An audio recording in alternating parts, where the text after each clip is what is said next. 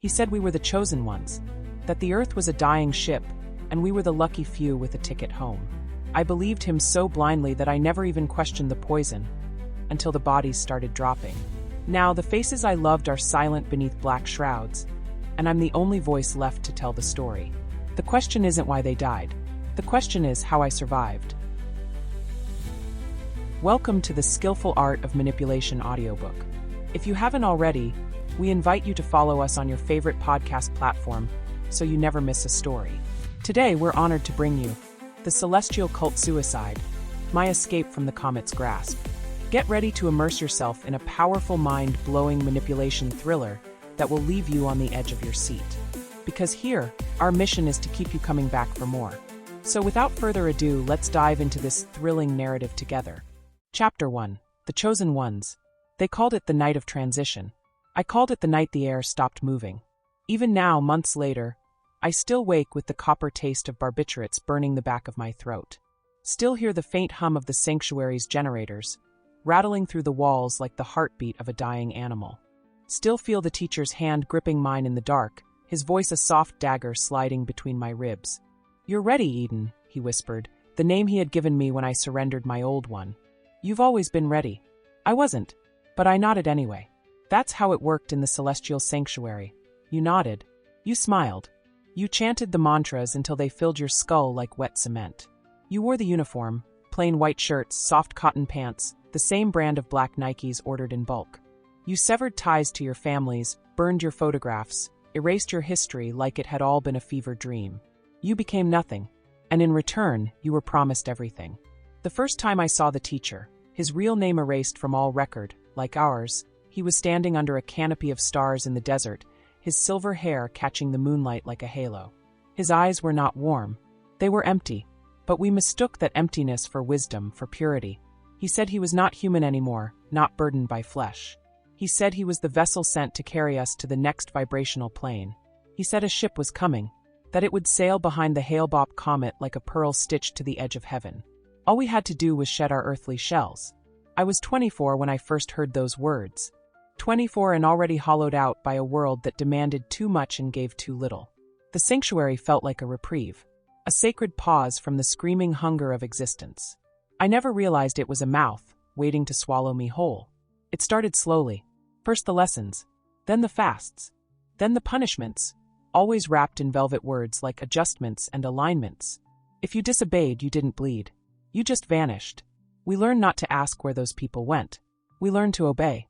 To transcend, we must leave the corpse behind, the teacher told us one evening, as we sat cross-legged in the grand hall, candles flickering low. Your family ties? Corpses. Your fear? A corpse. Your memories? Dead weight. Love, loyalty, doubt, all carcasses you must shed. I clutched the amulet around my neck, a thin silver pendant shaped like an eye inside a spiral, and told myself he was right. He had to be right, because if he wasn't, if this was all a lie, I didn't have anywhere else left to go. The first deaths were rehearsals. Dry runs, he called them. Drink the celestial elixir. A thick, bitter cocktail of crushed barbiturates, alcohol, and fruit juice, then lie still, breathing shallowly, simulating the release of the soul. We practiced letting go of life like it was a dance routine. We practiced dying. And every time I felt a little more numb, a little more ready. Graduation is an act of faith, the teacher said. Only the faithful will make it to the next world. Doubt is a noose. Belief is your wings. I wanted wings. God help me, I wanted them so badly. The night of transition, the teacher's voice trembled with something I had never heard before, urgency. Tonight, the comet sails its closest, he told us, a single tear rolling down his cheek. Tonight, the door opens. Tonight, we ascend. We gathered in the dormitories, our beds neatly made, our shoes perfectly aligned beneath us. We dressed in our uniforms. We swallowed the elixir. One by one, my brothers and sisters slipped away, their faces serene, as if they were just drifting into sleep. The teacher stroked my hair as I drank. His hand was cold. "You're almost home," he whispered. And then, nothing. A blank ocean. A screaming silence. A void so thick I thought I had already died. But somewhere deep inside me, something rebelled.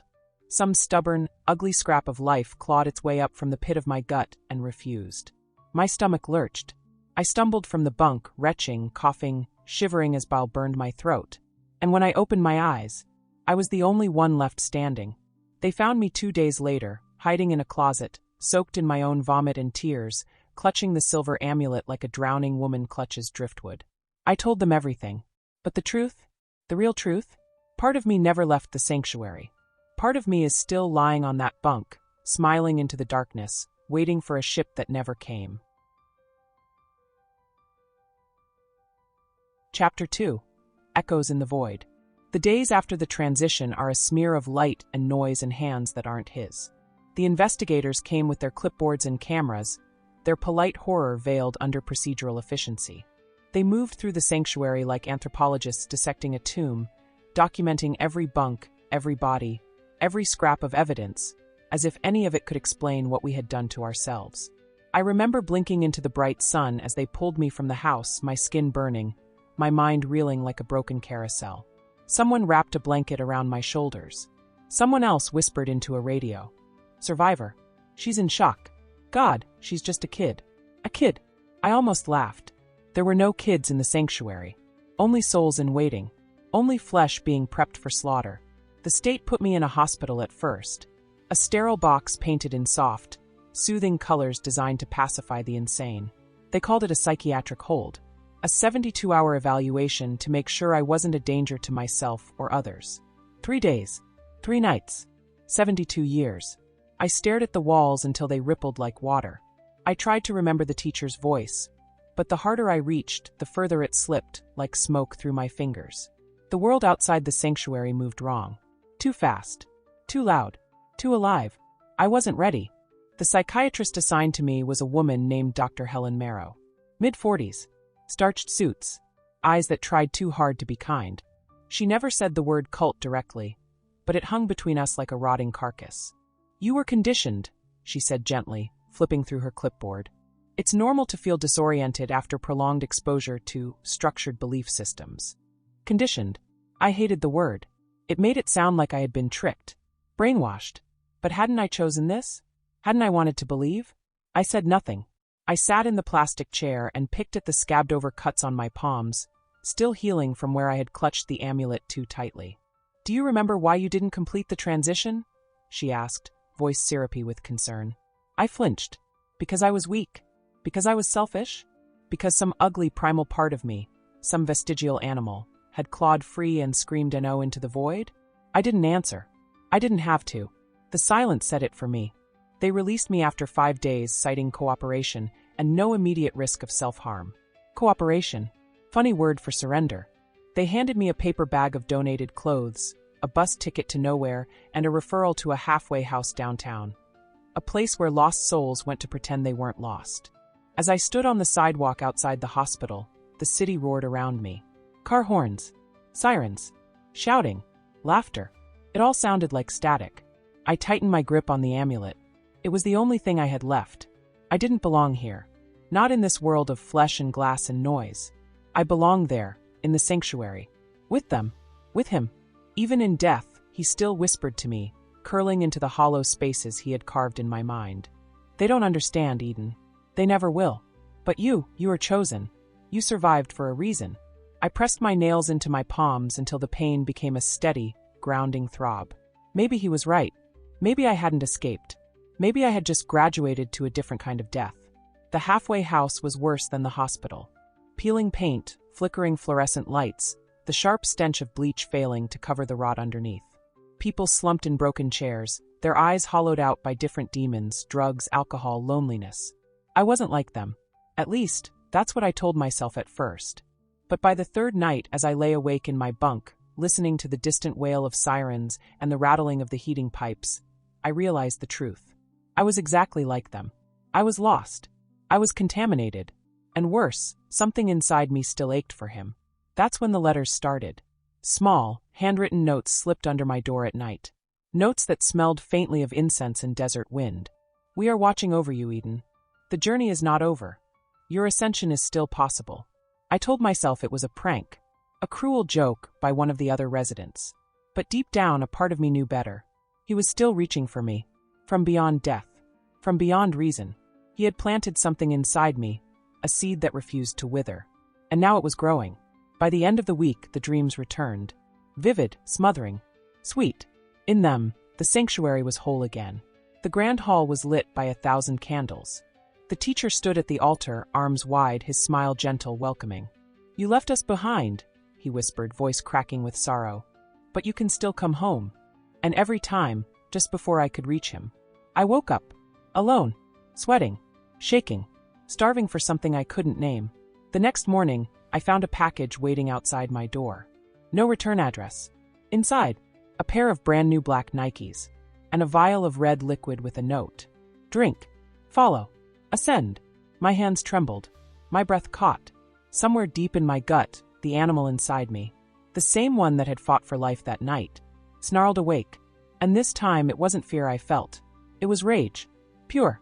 Bright. Clean. Chapter 3. The Seeds of Return. The vial sat on my nightstand like a living thing. Small. Innocent-looking. Terrible. I watched it for hours, half expecting it to move on its own. Half expecting it to grow fangs and bite me in my sleep. Drink. Follow. Ascend. The words on the note replayed in my mind like a cursed mantra. No signature. No instructions. Just the same quiet assumption they'd always demanded of us. Obedience without question. I didn't touch it. Not that night. Not the next morning either. But the knowledge of it bled into everything. The smell of my clothes, the taste of my food, the metallic ring in my ears. It owned me even untouched. 2 days later, I saw him. Or at least, I thought I did. I was walking back from the grocery store, arms heavy with cans of soup and boxed cereal, when I caught the silhouette out of the corner of my eye.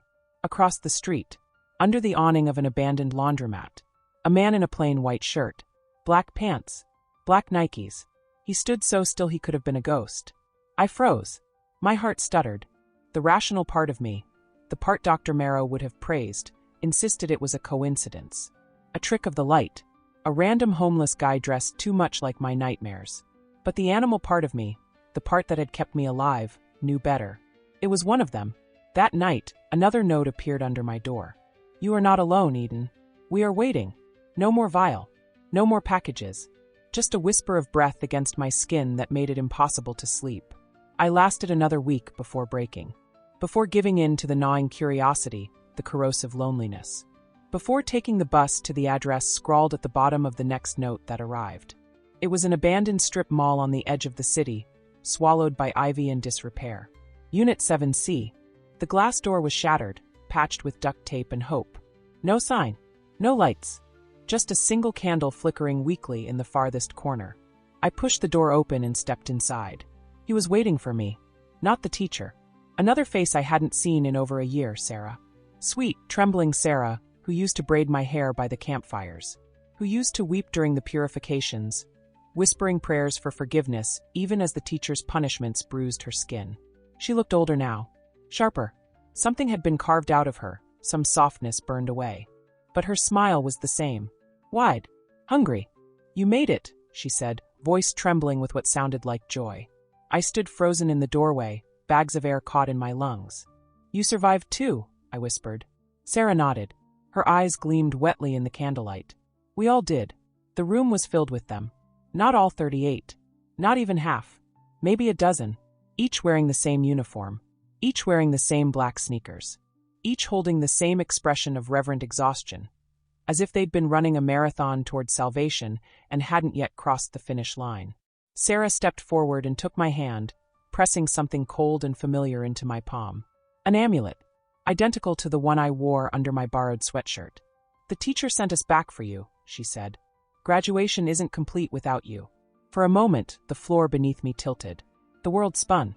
Not because I believed her. Not entirely. But because some traitorous part of me wanted to believe. Wanted to think that there was still purpose in my suffering. Still order in my chaos. Still family in this wilderness. Sarah pulled me deeper into the room. They formed a circle around me, their faces rapturous. One by one, they pressed their hands to my shoulders, my back, my arms. Blessing me. Branding me. Welcome home, they whispered. The Comet returns soon. We must be ready. He speaks to us still. That night, I sat among them as they mapped out the next transition. A date. A time. A ritual. Only this time, it would not be quiet. It would not be private. The teacher's new vision demanded that the whole city see them ascend. Witnesses. Proof. They spoke of securing rooftops, of making themselves visible as they shed the corpse of the earth. They spoke of blood, and fire, and salvation. Sarah gripped my hand so tightly I could feel the pulse beating against my bones. "You're one of us, Eden," she breathed against my ear. "You always were. You're the missing star in our constellation." I nodded because that was what was expected. I smiled because that was what was safe. But inside, a war had begun. The animal in me, the wild, stubborn thing, was no longer just clawing for survival. It was planning. It was waiting. It was ready to fight. Because if they thought they could finish what they started, if they thought they could drag me back into the abyss, they had forgotten one thing. I had already died once, and I had no intention of dying again. Chapter 4. Rituals of Blood and Fire. The plan was simple. Simple the way a guillotine is simple. Sarah outlined it in low, reverent tones as we huddled inside the abandoned strip mall unit, the candle guttering between us. "March 22nd, she said. "The Comet zenith. The city must see us transcend. They must know the gateway is real." They called it the revelation. Not a quiet slipping away this time. No, this time it would be a pyre. A beacon of faith burning so brightly that even the blind would have to look. The target? The highest rooftop in the city. The Horizon Tower. 40 floors of steel and glass, clawing at the stars like a challenge. We would ascend from there, they said. In unison. A sea of bodies, stepping into the sky. "They will envy us," Sarah whispered, her breath hot against my ear. "They will mourn their chains while we soar." I nodded, swallowing down the acid rising in my throat. It was worse than before. So much worse. At least in the sanctuary, death had been private, a poisoned lullaby sung under heavy shrouds. Here it was an act of theater. A declaration. A massacre disguised as salvation. The preparations began immediately. There were new robes to sew, white linen, dyed with intricate symbols meant to mark the path. Supplies to gather, gasoline, flares, rope, chemicals. The elixir had been refined, Sarah said proudly, now concentrated enough to kill within minutes. I listened. I smiled. I helped.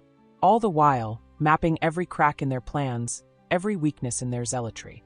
Because survival was no longer enough. This time I had to be the weapon. At night, I returned to the halfway house, a phantom among the ruined. No one noticed the black smudges on my hands, the smell of gasoline clinging to my clothes. No one asked why I stared out the window for hours, tracking the slow, stately arc of the comet across the sky. I wasn't sure if I was praying for deliverance or damnation. Maybe both. The letters kept coming. Folded scraps of paper slid under my door. In them, the teacher's voice lived on, smooth, magnetic, corrosive. "You are the vessel now, Eden. Carry the flame. Lead them home. Become the door." Sometimes I thought about burning them. Sometimes I thought about answering. But most nights I just sat in the dark, the amulet cold against my chest, and wondered if it was possible to kill a ghost. 3 nights before the planned revelation, Sarah summoned me alone to the strip mall. The others were busy with preparations, she said.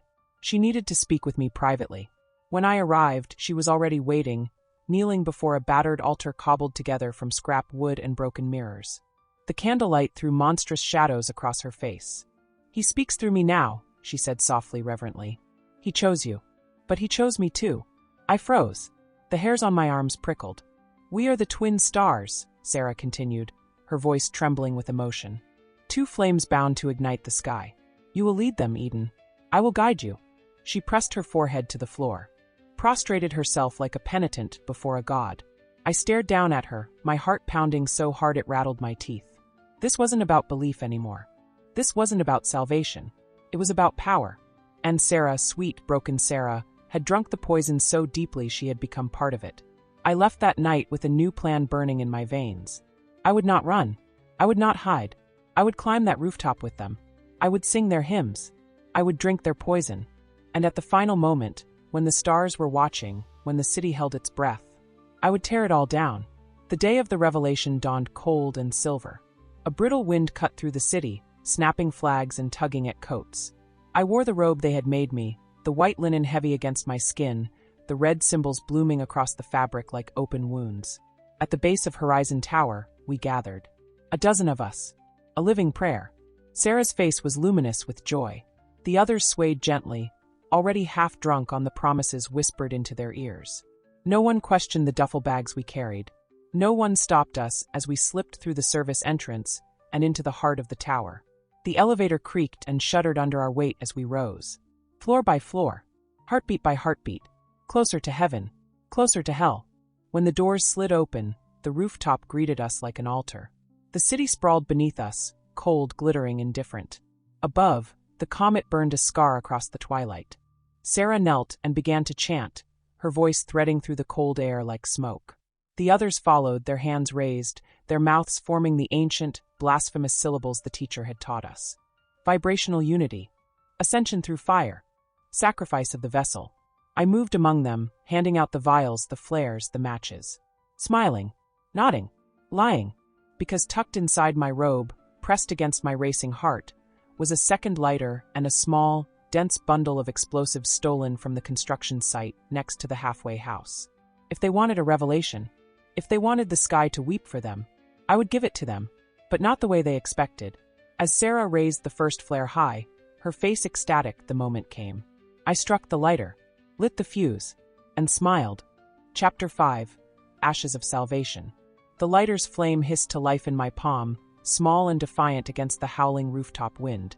The fuse sputtered, angry, alive, sparking a trail of light across the cracked concrete beneath my feet. Sarah didn't notice at first. None of them did. They were too busy preparing to die. Their hands lifted in supplication, their mouths open in silent rapture. The flare in Sarah's grip blazed blood-red against the darkening sky, casting her face into a mask of religious ecstasy. "Tonight we fly," she cried, and a ragged cheer went up from the others. I tightened my grip around the lighter, tightened my mind around the decision. No going back. No second chances. Only fire. Only the truth. The fuse kissed the bundled explosives hidden beneath the service panel at the rooftop's edge. A low whump sounded beneath our feet, almost delicate. A tremor. A warning. Sarah's head snapped toward me, the flare trembling in her hand. For the first time, doubt flickered in her eyes. "Eden," she whispered. I didn't answer. I just smiled, wide, bloody, triumphant. Because in that moment, I wasn't Eden the follower. I wasn't Eden the lost lamb. I was Eden the betrayer. Eden the executioner. Eden the last fucking survivor. The rooftop erupted in chaos. The explosives weren't enough to collapse the tower, but they were enough to tear the ritual apart. Gasoline canisters overturned, spilling rivers of fire across the concrete. Flames licked up the hems of white robes. Flares clattered to the ground, igniting in bursts of searing color. The faithful screamed. Some ran. Some knelt stubbornly, refusing to believe their promised ascension had turned into a living hell. Sarah dropped her flare, her face frozen between fury and heartbreak. "You lied," she shrieked, voice cracking under the betrayal. "You were chosen." I laughed, a raw, broken sound ripped straight from my ribs. "I chose myself." I roared over the rising inferno. "I chose life." Someone tackled me from behind. Fingers scrabbled at my face, my throat. I rolled, kicked, shoved. The rooftop became a battlefield, white robes streaked with soot, faces twisted by smoke and fear. Some still tried to light the elixirs, desperate to complete the ritual even as their sanctuary burned around them. Others turned on each other, their unity crumbling into primal survival. The fire ate greedily, devouring robes, banners, gasoline trails. The comet overhead blazed brighter, indifferent. Sarah found me again at the edge of the rooftop, blood smeared across her mouth, a length of rope clutched in her hand like a weapon. "If we fall together," she panted, "we can still ascend." Her grip on the rope was trembling but relentless.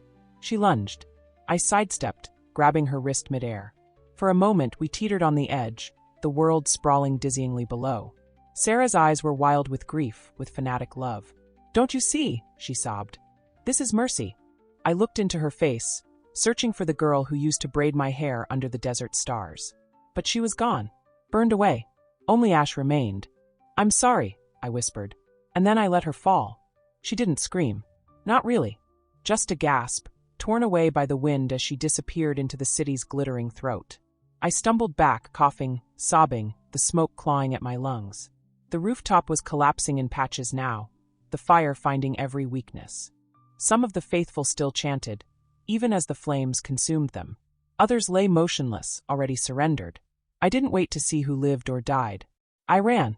Down the stairwell, past the flickering emergency lights, past the alarms howling like dying animals. I ran until the world blurred into noise and heat and darkness. I ran until my knees buckled and my palms scraped raw against concrete. I ran until the city swallowed me whole. Later, they would call it an accident. A chemical explosion during unauthorized construction. No survivors among the cultists. No clear answers. Just another horror story in a world addicted to them. They wouldn't know about the letters. The rituals. The second coming that almost was. They wouldn't know about Sarah. About me. I disappeared after that. Changed my name.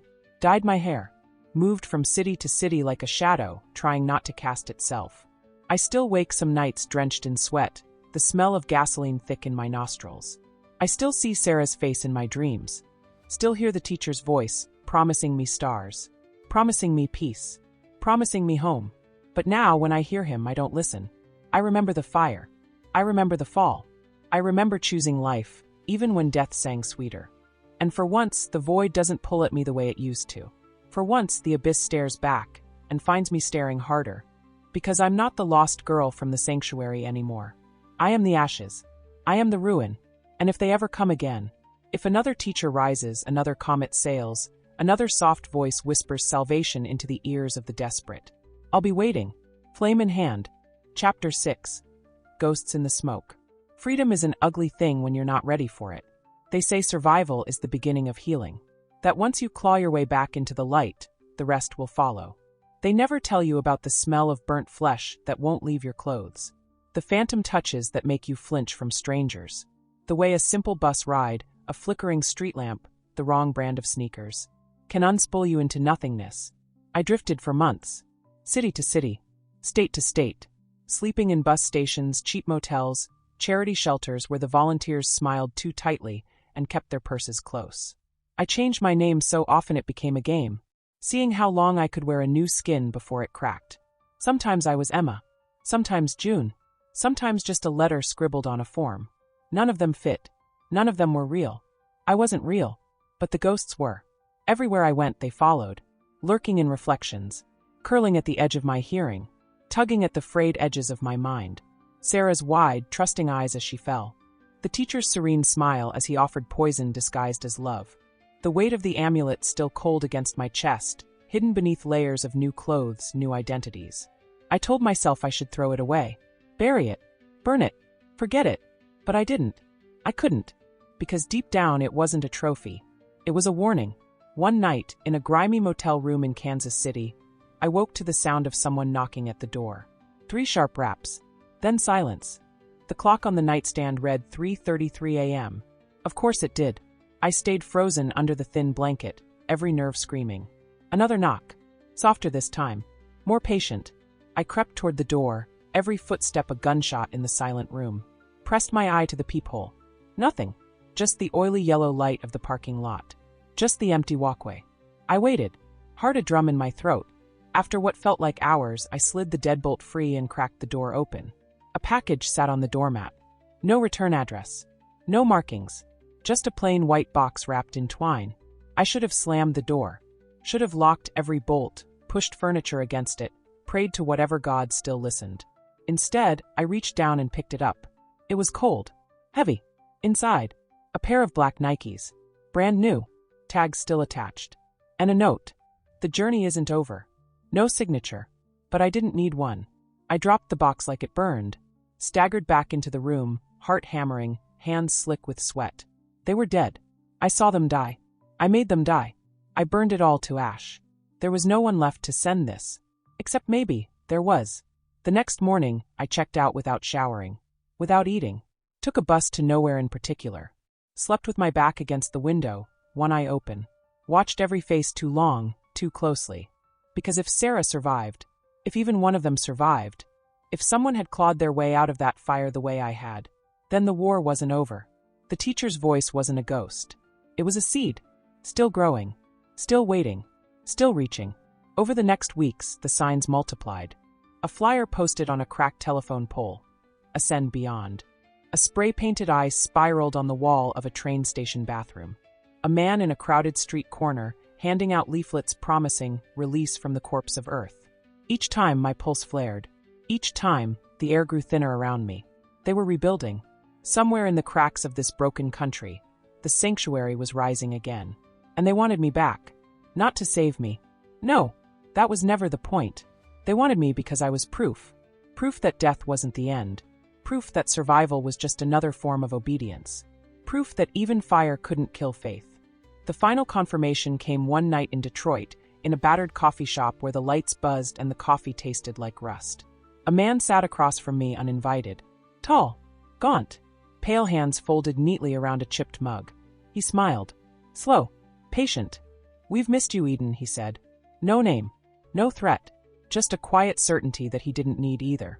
The same certainty the teacher once wore like a second skin. I stood so fast the chair toppled. Ran without paying, without thinking.